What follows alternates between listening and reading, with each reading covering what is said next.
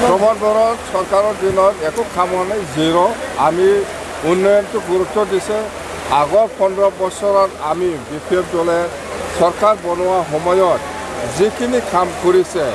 ইয়াতকৈ আৰু এইবাৰ নতুন চৰকাৰ আহিলে আমি ডাবল গুণ আৰু কাম কৰিব প্ৰমোদ বড়ো যোৱা 5 বছৰত একো কৰা নাই হিৰো BPF হ'ব জিৰো UPPL হ'ব মই উকিল নহয় মই SP DC নহয় আইনী যদি কিবা ব্যৱস্থা ল'ব লাগে ইয়াত অডিটৰ জেনেৰেল আছে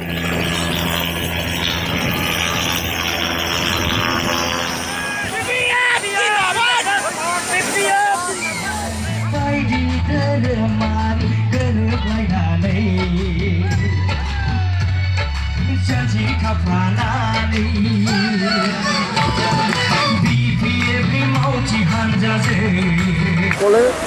এই আৰ্থিক সাহায্যটো পাব আৰু আমি ভাবোঁ এইবাৰ এই 3-4 মাহৰ ভিতৰত এই 100 কোটিটো আমি ব্যৱহাৰ কৰি আকৌ আমি 2026ত এই 100 কোটি জাগাত আকৌ আমি বঢ়াই পেলাই 150 নহ'লে 200 কৰিব পাৰে মুঠতে আমাৰ সমস্যাটো হ'ল বেকাৰ সমস্যা বহুত ল'ৰা ছোৱালীয়ে একো কাম নোপোৱাকৈ চাকৰি নোপোৱাকৈ বেকাৰ বহি আছে ইয়াৰ কাৰণে আমি সেইটো চিন্তা কৰিছোঁ আৰু আমাৰ আই মাতৃ মহিলাসকলৰ যিটো সেল্ফ হেল্প গ্ৰুপ এই সেল্ফ হেল্প গ্ৰুপতো আমি যিমান পাৰে 20,000 হওক 25,000 হওক 30,000 হওক সেইটো আমি দিম আৰু যিসকল ছিনিয়ৰ চিটিজেন এইসকলৰ কাৰণেও আমি 5 কোটি টকা ধাৰ্য কৰা আছে ইয়াৰ পিছত যিসকল বিকলাংগ হেণ্ডিক্ৰেফ্ট ফিজিকেল চেলেঞ্জ ইহঁতৰ কাৰণেও আমি 5 কোটি টকা ব্যৱহাৰ কৰিব মুঠতে আমি চৰকাৰ হোৱাৰ পিছত এই শ্ৰীৰামপুৰৰ পৰা আৰম্ভ কৰি গহপুৰলৈকে যিমান জাতি জনগোষ্ঠী আছে জাতীয় যিখিনি সমস্যা ইয়াৰ ওপৰত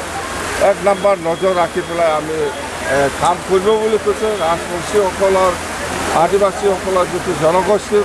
সমস্যা ইয়াৰ ওপৰত আমাৰ যিটো লেটাৰ অফ চাপৰ্ট যিটো যাব NOC-টো আমি BTC গভৰ্ণমেণ্টৰ পৰা আমি দিম ইয়াৰ পিছত বৰ্ষা সম্প্ৰদায়ৰ যিটো প্ৰটেক্টেড ক্লাছৰ যিটো সমস্যা ইয়াৰ ক্ষেত্ৰতো BTC গভৰ্ণমেণ্টে লেটাৰ অফ চাপৰ্ট বা NOC দিব বুলি আমি ঘোষণা কৰিছোঁ আৰু আমাৰ ইস্তাহাৰত আছে হেলিকপ্টাৰত খেল মই নিজে ৰাইজৰ পৰা কালেকশ্যন কৰি পেলাই মই চলাই আছোঁ এই হেলিকপ্টাৰ ভাড়াটো মই নিজে 22 কোটি টকাৰ মাটি বিক্ৰী কৰি পেলাই মই ভাড়া ল'ব লগা হৈছে কাৰ হৈ এইটো মই নিজে কিবা কৰি পেলাই হেলিকপ্টাৰ চলাই আছোঁ ক'ত নিজে ড্ৰাইভাৰ যিটো ঘটনা হ'ল এতিয়াতো আক্ৰমণৰ ঘটনা আপুনি কি কৰে এইটোতো ফেৰেংগাৰ গুণ্ডা ফেৰেংগাই 5 বছৰ এইবিলাককে ফালি আছে বেলেগ একো নাই এনেকুৱা গুণ্ডামি দেখাই ইলেকশ্যনত নিজকে কোনো ভয় নাখায় ফেৰেংগাৰ এই গুণ্ডা বাহিনী ফেৰেংগাই এই 5 বছৰৰ এই কেইজনমান ল'ৰাসকলক এনেকুৱা পইচা দি পেলাই ফালি আছে ইয়াৰ বাহিৰে একো নাই সেইটো দি আমাৰ BPF দলক একো ক্ষতি কৰিব নোৱাৰে একো কৰিব নোৱাৰে BTC গঠন হ'লে ড্ৰাইভাৰটো কোন হ'ব BTC মেইন ড্ৰাইভাৰ কোন হ'ব